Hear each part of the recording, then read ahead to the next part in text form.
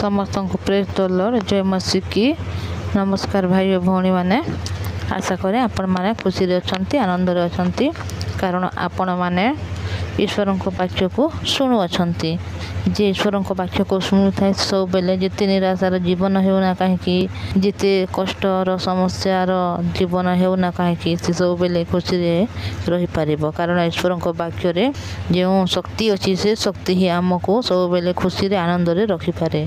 आसतु आज आम मत देखा वाक्य आमे काली जिते देखला परमेश्वर किपरि पृथ्वी की सृष्टि करी शेष मनुष्य को मध्य सृष्टि करुअछंती एवं पृथ्वीर जहाँ मध्य सृष्टि करी से सब विषय को परमेश्वर मनुष्य मानू कहूछंती कि तांको उपरे कर्तृत्व करिबो बोली आउ परमेश्वर मनुष्य को निज समानता एवं निज प्रतिमूर्ति रे परमेश्वर सृष्टि करी बोली एठारे कहूछंती। भाई भौणी मैंने आम आज देखा आदि पुस्तक अध्याय 2:1 आम देखा यही रूपे आकाश मंडल पृथ्वीर पुणी से ही 2 रे तीत समस्त वस्तुर सृष्टि समाप्त है। परमेश्वर जहाँ मध्य सृष्टि करिबार थिला से सबू विषय को परमेश्वर एठारे सृष्टि करी समाप्त करुअछंती। परमेश्वर सप्तम दिन रे आपणार कार्य समाप्त करी सही सप्तम दिन रे आपणार कृत समस्त कार्य विश्राम कले। देखंतु भाई भौणी माने जेते बेले परमेश्वर प्रथम द्वितीय तृतीय रु नहीं षष्ठ दिन पर्यंत जिते परमेश्वर सृष्टि करिअछंती से सबू विषय एठारे समाप्त हो सारी अच्छी से परमेश्वर एठारे कौन करुअछंती से विश्राम नेउछंती एथिपाई नहीं कि से थकी जाइछंती वा एथिपाई नहीं जे से बेसी माने काम कर देइछंती एथिपाई विश्राम नै नांती बर एथिपाई परमेश्वर एठारे विश्राम नेउछंती कारण जहाँ मध्य सृष्टि करिवार थिला पृथ्वी जगत जीव जगत सबू विषय एठारे समाप्त हो सारी अच्छी से परमेश्वर एठारे विश्राम नेउछंती सप्तम दिन रे पुणी परमेश्वर सप्तम दिन को आशीर्वाद कर पवित्र कले जेहेतु सही दिन रे परमेश्वर सृष्टिकरण रूप आपणार कृत समस्त कार्य विश्राम कले एवं जो दिन रे परमेश्वर विश्राम नेउछंती से सप्त दिन को परमेश्वर आशीर्वाद करुअछंती कारण सबु कार्य को से षष्ठ दिन रे समाप्त करी सप्तम दिन रे से विश्राम नेउछंती। एदन उद्यान विषय आज आम जानिबा सृष्टि कालर आकाश मंडल पृथ्वीर विवरण यही जो समय सदाप्रभु परमेश्वर आकाश मंडल पृथ्वी निर्माण कले से समय क्षेत्र में कौन तृण नथिला और भूमि रे कौन शाक नथिला जेहेतु सदाप्रभु परमेश्वर पृथ्वी रे वृष्टि कराई नथिले आउ कृषि कर्म करने को मनुष्य ही नथिला।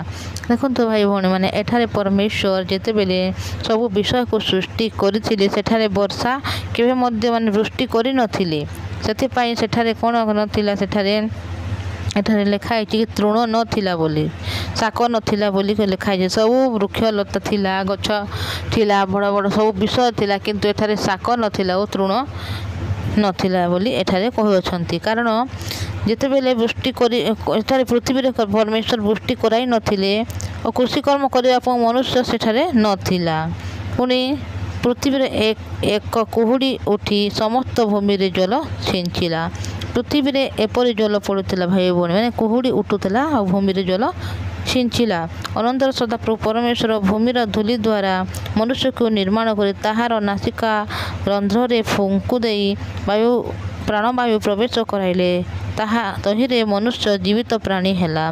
देखंतु भाई भौणी माने जेते भी पृथ्वी रे परमेश्वर सृष्टि करे अछंती से सबु विषय परमेश्वर निजर वाक्य द्वारा सृष्टि करे अछंती जेते बेले आकाश पृथ्वी हेउ बोली जेते कहउछंती आकाश पृथ्वी हेउ अछि दीप्ति हेउ जेते बेले कहउछंती सेठारे दीप्ति हेउछि पुणी गछलता जहाँ हेउ बोली जेते सबु विषय जेते बेले आमे पृथ्वी रे वास करूछु और पृथ्वी रे जहाँ मध्य देखुछु से सबु विषय को परमेश्वर निजर वाक्य द्वारा एठारे परमेश्वर सृष्टि करुअछंती किंतु जेतेले मनुष्य को परमेश्वर एठारे किपरि सृष्टि करुअछंती एही विषय आज आमे जेतेले देखुछु आदि पुस्तक अध्याय 2:7 पद रे लिखा होइछि अनंतर सदा प्रभु परमेश्वर भूमिर धूली द्वारा मनुष्य को निर्माण करी ताहार नासिका रंध्र रे फुंक दे ପ୍ରାଣବାୟୁ ପ୍ରବେଶ କରାଇଲେ ତହିଁରେ ମନୁଷ୍ୟ ଜୀବିତ ପ୍ରାଣୀ ହେଲା।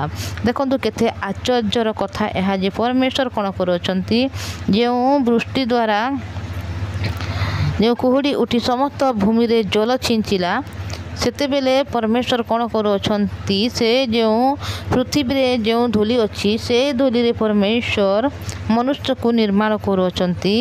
ପୁଣି ତାହାର ନାସିକା ରନ୍ଧ୍ରରେ ଫୁଙ୍କ ଦେଉଛନ୍ତି। ସେଥିପାଇଁ ସେ ଜଣେ କ'ଣ ହେଉଛି, ପ୍ରାଣବାୟୁ ପ୍ରବେଶ କରାଉଛି ଓ ମନୁଷ୍ୟ ଜୀବିତ ପ୍ରାଣୀ ହେଉଅଛନ୍ତି।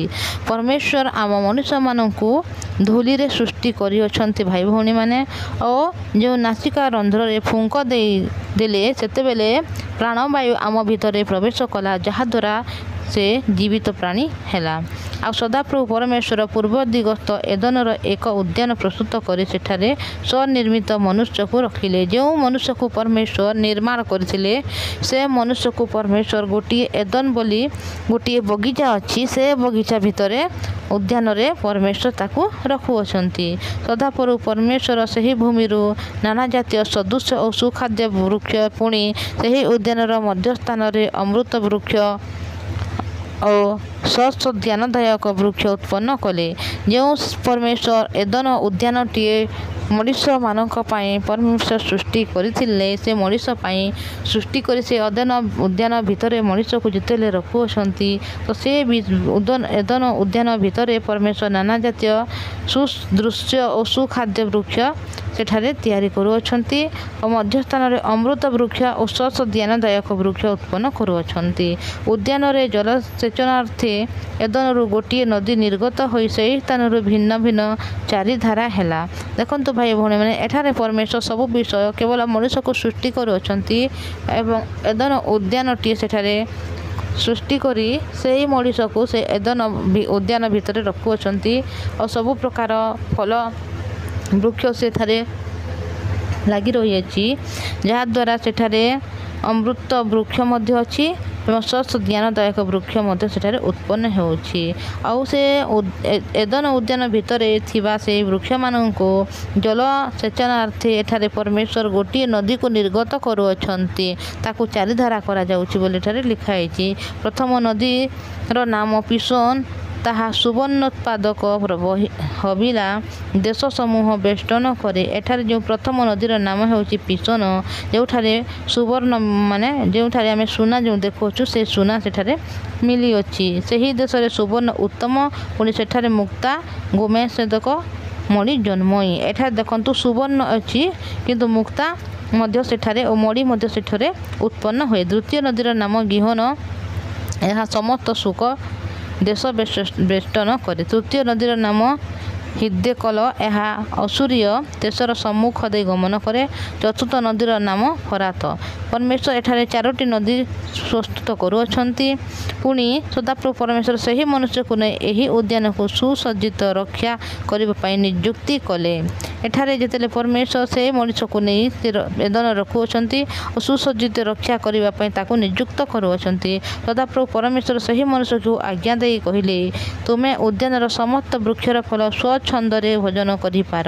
ଦେଖନ୍ତୁ ଭାଇ ଭଉଣୀମାନେ, ପରମେଶ୍ୱର ସବୁ ବିଷୟ ଏଠାରେ କରିଦେଇଅଛନ୍ତି, କିନ୍ତୁ ପରମେଶ୍ୱର ଏଠାରେ ଗୋଟିଏ ବିଷୟ ଆଜ୍ଞା ଦେଉଛନ୍ତି ସେହି ମଣିଷକୁ। କହୁଛନ୍ତି ଏଠାରେ କି ସେହି ମନୁଷ୍ୟକୁ ଆଜ୍ଞା ଦେଇ କହିଲେ, ତୁମେ ଉଦ୍ୟାନର ସମସ୍ତ ବୃକ୍ଷର ଫଳ ସ୍ୱଚ୍ଛନ୍ଦରେ ଭୋଜନ କରିପାର। ବୃକ୍ଷର ଯେତେ ଉଦ୍ୟାନ ଭିତରେ ବୃକ୍ଷ ଅଛି, ସବୁ ବୃକ୍ଷର ଫଳକୁ ତୁମେ ସ୍ୱଚ୍ଛନ୍ଦରେ ଭୋଜନ କରିବ, ମାତ୍ର ଜ୍ଞାନଦାୟକ ବୃକ୍ଷର ଫଳ ଭୋଜନ କରିବ ନାହିଁ, ଯେହେତୁ ଯେଉଁଦିନ ତାହା ଖାଇବ ସେହି ଦିନ ନିତାନ୍ତ ମରିବ। ଦେଖନ୍ତୁ ଭାଇ ଭଉଣୀମାନେ, ପରମେଶ୍ୱର ଯେଉଁ ଜ୍ଞାନଦାୟକ ଫଳର ଗଛ ଯେଉଁ ସେ ଏଦନ ଉଦ୍ୟାନରେ ସୃଷ୍ଟି କରିଅଛନ୍ତି, ସେହି ବୃକ୍ଷର ଫଳକୁ ଖାଇବା ପାଇଁ ଏଠାରେ ସେହି ମଣିଷକୁ, ଯେଉଁ ମଣିଷକୁ ପରମେଶ୍ୱର ଧୂଳିରେ ସୃଷ୍ଟି କରି ତାଙ୍କ ନାସିକା ରନ୍ଧ୍ରରେ ଫୁଙ୍କ ଦେଇ ଯେତେବେଳେ ଜୀବନ ଦେଲେ ଓ ପ୍ରାଣବାୟୁ ଦ୍ୱାରା ସେ ଜୀବିତ ପ୍ରାଣୀ ହେଲା, ସେହି ମଣିଷକୁ ପରମେଶ୍ୱର ଏଠାରେ ସବୁ ପ୍ରକାର ବୃକ୍ଷ ଫଳ ବୃକ୍ଷ ସବୁ ବିଷୟକୁ ଏଦନ ଉଦ୍ୟାନ ଭିତରେ ରଖିଅଛନ୍ତି। ପୁଣି ସେଠାରେ ନଦୀ ମଧ୍ୟ ମାନେ ସୃଷ୍ଟି କରୁଅଛନ୍ତି କି ସେ ଏଦନ ବଗିଚା ଭିତରେ ପାଣି ଦେବ, କିନ୍ତୁ ଈଶ୍ୱର ଗୋଟିଏ ବାକ୍ୟ ଏଠାରେ କହୁଅଛନ୍ତି। ସେହି ମଣିଷକୁ ପରମେଶ୍ୱର ଏଠାରେ ଆଜ୍ଞା ଦେଉଅଛନ୍ତି କି ବୃକ୍ଷର ଏଦନ ବୃକ୍ଷର ଥିବା ଉଦ୍ୟାନ ଭିତରେ ପ୍ରତ୍ୟେକ ବୃକ୍ଷର ଫଳ ତୁମେ ଖାଇପାରିବ, ସ୍ୱଚ୍ଛନ୍ଦରେ ଖାଇପାରିବ, କିନ୍ତୁ ଯେଉଁ ସତ ଜ୍ଞାନଦାୟକ ଫଳ ଅଛି ସେ ବୃକ୍ଷର ଫଳକୁ ତୁମେ କେବେ ମଧ୍ୟ ଖାଇବ ନାହିଁ। ଯଦି ଯେଉଁଦିନ ତାହା ଖାଇବ ସେହିଦିନ ନିତାନ୍ତ ମରିବ ବୋଲି ଏଠାରେ କହୁଅଛନ୍ତି। ତ ପରମେଶ୍ୱର ଯେଉଁ ଆଜ୍ଞା ଦେଇଅଛନ୍ତି, ଆଗକୁ ଦେଖିବା କି ସେ ମଣିଷ ଯାହା ପରମେଶ୍ୱର ସୃଷ୍ଟି କରୁଅଛନ୍ତି ସେ ମଣିଷ କ'ଣ କରୁଛି, ପରମେଶ୍ୱରଙ୍କ କଥାକୁ ସେ ମାନୁଛି ୟା ମାନୁନାହିଁ। ଏହି ବିଷୟରେ ଆମେ ଆଗାମୀ ଦିନରେ ଦେଖିବା କି ପରମେଶ୍ୱର ସବୁ ବିଷୟ ତା ପାଇଁ ସୃଷ୍ଟି କଲେ, ପୁଣି ମଣିଷକୁ ଧୂଳିରେ ସୃଷ୍ଟି କରି ତାହା ପାଇଁ ଗୋଟିଏ ଏଦନ ଉଦ୍ୟାନ ପ୍ରସ୍ତୁତ କରୁଅଛନ୍ତି ଏବଂ ଗୋଟିଏ ଆଜ୍ଞା ଏଠାରେ ଦେଉଅଛନ୍ତି, ଯେଉଁ ଆଜ୍ଞା କି ସବୁ ବୃକ୍ଷର ଫଳ ଖାଇପାରିବ, କିନ୍ତୁ ସତ ଜ୍ଞାନଦାୟକ ବୃକ୍ଷର ଫଳ ତୁମେ କେବେ ମଧ୍ୟ ଖାଇବ ନାହିଁ। ଯଦି ତୁମେ ଖାଇବ ତାହେଲେ ନିତାନ୍ତ ମରିବ ବୋଲି ଏଠାରେ କହୁଅଛନ୍ତି। ଆଜି ଆମେ ଏତିକି ଦେଖିବା ଭାଇ ଭଉଣୀମାନେ। ଆଗାମୀ ଦିନରେ ଆଉ ମଧ୍ୟ ଏ ବାକ୍ୟକୁ ଆମେ ଧୀରେ ଧୀରେ ସବୁ ବିଷୟକୁ ଆମେ ଜାଣିବାକୁ ପାଇବା କି ପରମେଶ୍ୱର କିପରି ସବୁ ବିଷୟ ସୃଷ୍ଟି କରିଅଛନ୍ତି ଆଉ କେଉଁ ବିଷୟ ଆମ ପାଇଁ ଦେଇଅଛନ୍ତି, କେଉଁ ବିଷୟ ଆମ ପାଇଁ ଦେଇନାହାନ୍ତି। ମଣିଷକୁ ଯେତେବେଳେ ଆଜି ସୃଷ୍ଟି କରିଅଛନ୍ତି ଆଉ ମଣିଷକୁ ଗୋଟିଏ ଆଜ୍ଞା ଦେଇଅଛନ୍ତି, କିନ୍ତୁ ମଣିଷ କିପରି କରୁଅଛି ଆଗକୁ ଆମେ ଦେଖିବା। ଏତିକି କହିବି। ସମସ୍ତଙ୍କୁ ନମସ୍କାର। ଆସନ୍ତୁ ଆମେ ପ୍ରାର୍ଥନା କରିବା। धन्यवाद पवित्र परमेश्वर पिता, धन्यवाद दूची प्रभु, दया कल अनुग्रह कल प्रभु, तुम जीवंत वाक्य को आज आमको देछ प्रभु। पवित्र परमेश्वर पिता, आम जाना पारिलु प्रभु कि तुम्हें मनीष को धूली रे पिता परमेश्वर निर्माण कर पिता, और नासिका रंध्र पिता फुंक दे जीवित प्राणी बोली तुम्हें सेठारे सृष्टि कर पवित्र परमेश्वर पिता। आज जो वाक्य आम शुणिलु प्रभु, आम अनुग्रह को पाइछु प्रभु, तुम्हें दया कर प्रभु। ए वाक्य शुणुवा प्रत्येक भाई भौणी मानू तुम से पवित्र हस्तर समर्पण करुच्ची राजा। से हृदय मन को बनाओ प्रभु। जो वाक्य मैंने शुणुंट से वाक्य द्वारा पिता परमेश्वर से मैंने जेपरी अनुग्रह को पाइबे, दया कर पिता। जो भी पिता परमेश्वर समस्यार समाधान करने को पारे वाक्य द्वारा प्रभु, सबू परिस्थिति पिता परमेश्वर समाधान करने को पारे यही वाक्य द्वारा समस्त को अनुग्रह कर पवित्र परमेश्वर पिता। तुम्हें दया कर अनुग्रह देछ। ये वाक्य शुणुवा भाई मानक समस्त विषय एम विजय कर सारी बोली विश्वास करुच्ची। अनुग्रह कर जहाँद्वारा प्रत्येक दिन तुम जीवंत वाक्य को शुणवे प्रभु, और सब बेले केवल वाक्य द्वारा चलित होगा पारे दया कर। प्रत्येक गौरव तुमको दे प्रार्थना प्रभु यीशु ख्रीष्ट नाम मागुअछि। आमीन। समस्त को नमस्कार। जय मसीह की। थैंक यू भाई भौणी मैंने।